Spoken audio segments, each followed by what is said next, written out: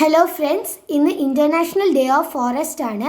21 March international day of forest ആയിട്ടാണ് ആചരിക്കുന്നത്. അപ്പോൾ അതിൻ്റെ ഭാഗമായിട്ടാണ് ഞങ്ങൾ ഈ വീഡിയോ തയ്യാറാക്കിയത്.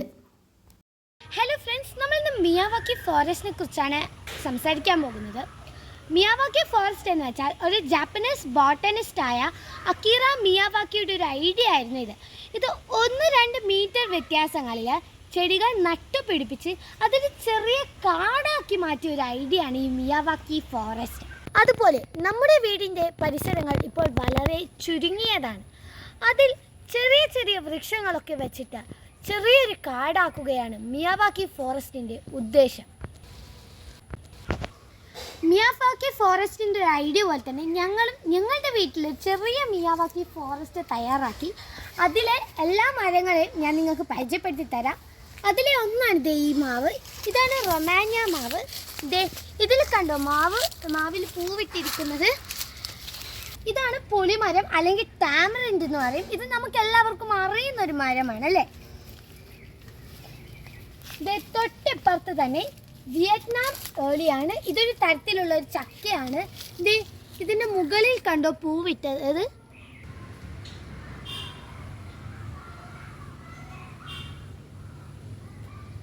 ഇത് നാടൻ സീതാഫലാണ്. നമുക്ക് ഏവർക്കും അറിയുന്ന ഒരു ഫ്രൂട്ടാണ് അല്ലേ. ഇതിൻ്റെ തൊട്ടിപ്പുറം അബിയുമാണ്. ഇത് അബിയു മരമാണ്. ഇത് ഞങ്ങളുടെ വീട്ടിൽ പൂവിട്ടിരുന്നു, പക്ഷേ ഞങ്ങൾക്കിത് കഴിക്കാൻ കിട്ടിയില്ല. പക്ഷെ നല്ല ടേസ്റ്റുള്ളൊരു ഫ്രൂട്ടാണ്. മഞ്ഞ കളറാണ് ഇതിൻ്റെ പുറന്തോട്. ഇത് മാർക്കറ്റിലൊന്നും അങ്ങനെ കിട്ടുന്നൊരു ഫ്രൂട്ടല്ല. ഇത് പേരക്ക. ഇത് പിന്നെ എല്ലാവരുടെയും വീട്ടിലുള്ളൊരു മരമാണ്. ഇത് മല്ലിക മാവ് എന്ന് പറയും. ഇത് ഞങ്ങളിത് തിന്നോക്കിയിട്ടില്ല. ഇത് കയക്കുന്നുണ്ട്. 1 മീറ്റർ വെച്ചിട്ട് ഞങ്ങൾ നാടൻ സപ്പോട്ടയാണിത്. അതിൻ്റെ തൊട്ടൊരു മീറ്റർ ഇപ്പുറം ബഡ് സപ്പോട്ടയാണ്. ഇതിലൊക്കെ കഴിച്ചിട്ടുണ്ട്. ഇത് നാടൻ നമ്മുടെ സാധാരണ തെങ്ങാണ്. അപ്പം ഞങ്ങളിതിപ്പോൾ തൽക്കാലം മിയാവാക്കി ഫോറസ്റ്റിൽ ഉൾപ്പെടുത്തിയിട്ടുണ്ട്. ഇത് ഞങ്ങളൊരു മുരിങ്ങയും വെച്ചിട്ടുണ്ട്. നല്ല രസമാണ് ഇത് കാണാൻ. ഇതിൻ്റെ തൊട്ടിപ്പുറത്ത് തന്നെ വിദേശ സീതാഫലാണ്.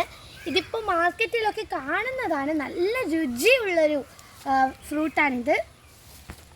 ഇത് ഞങ്ങൾക്ക് കഴിഞ്ഞ വർഷം കിട്ടിയ ഒരു ഫ്രൂട്ടാണ്. ഇത് നാടൻ ഒളോർ മാങ്ങ. കോഴിക്കോട് ജില്ലകളിലൊക്കെ വളരെയധികം കാണപ്പെടുന്ന ഒരു മാങ്ങയാണിത്. ഇത് സ്ട്രോബെറി ഗുവ. ഇതെന്ന് വെച്ചാൽ നല്ല പുളിപ്പുള്ള ഒരു ഫ്രൂട്ടാണ്. ഇതിൻ്റെ ഇടയിൽ തന്നെ ഞങ്ങളിത് ഒരു ടൈപ്പ് അവരയും കൂടി വെച്ചിട്ടുണ്ട്.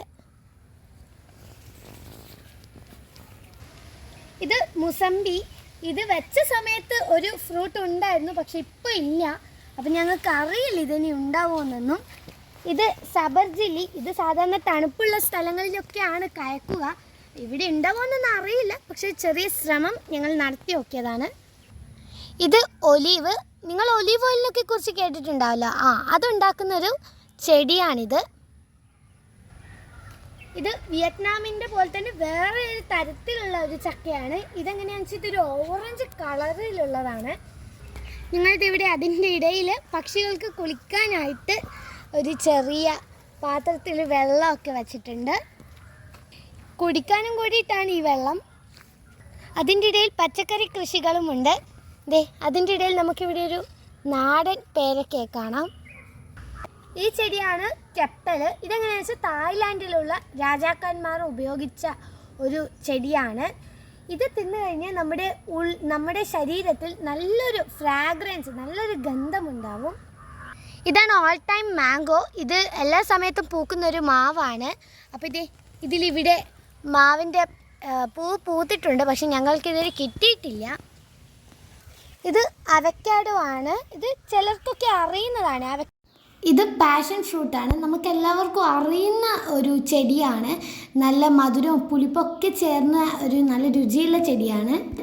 ഇത് ലിച്ചി. ഇതങ്ങനെ കേരളത്തിൽ കാണപ്പെടുന്നൊരു ചെടിയല്ല, പക്ഷെ ഞങ്ങൾ ശ്രമിച്ചു നോക്കിയതാണ്. ഇത് തിന്നു കഴിഞ്ഞാൽ നമുക്കൊരു എന്താ പറയുക, റംബൂട്ടാൻ്റെ ടേസ്റ്റാണ് തിന്നുമ്പോൾ. കാണുമ്പോൾ എങ്ങനെയാണെന്ന് വെച്ചാൽ സപ്പോട്ട, ഈ കുഞ്ഞു കുഞ്ഞു സപ്പോട്ടകൾ ഒരുമിച്ച പോലെയാണ് ഈ ലിച്ചി. ഇത് മറ്റൊരു നാടൻ പേരക്കയാണ്. ഇത് മറ്റൊരു മാവാണ്, മൽഗോവ മാംഗോ എന്നാണ് ഇതിൻ്റെ പേര്. ഇത് ഒരു യെല്ലോ കളറുള്ള ഒരു റംബൂട്ടാനാണ്.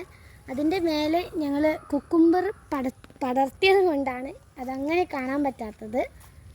അതിൻ്റെ ഇടയിൽ നമ്മളൊരു പപ്പായ വെച്ചിരുന്നു, അത് നല്ല വലുതായി. ഇത് ക്രിക്കറ്റ് ബോൾ സപ്പോട്ട എന്നാണ് ഞങ്ങൾ പറഞ്ഞു കേട്ടത്. ഇത് കാണാൻ ബോൾ പോലെയാണ്. ഇത് കാശ്മീർ ആപ്പിൾ. ഇത് ബഡ് ചെയ്ത ചെടിയാണ്. ഇത് സാധാരണ തണുപ്പുള്ള സ്ഥലങ്ങളിലൊക്കെയാണ് കായ്ക്കുക, പക്ഷെ ഞങ്ങളൊന്ന് ഒരു ശ്രമം നടത്തി നോക്കിയതാണ്. ഇത് ചെറുനാരങ്ങ, നമുക്കെല്ലാവർക്കും അറിയുന്നൊരു ചെടിയാണ് അല്ലേ. അടുത്തതായി ഞങ്ങളുടെ വീട്ടിലുള്ളത് റെഡ് റംബൂട്ടാനാണ്. ഇത് 5 വർഷം മുമ്പേ വെച്ചതാണ്. നിറയെ കായ്ച്ചിട്ടുണ്ട്.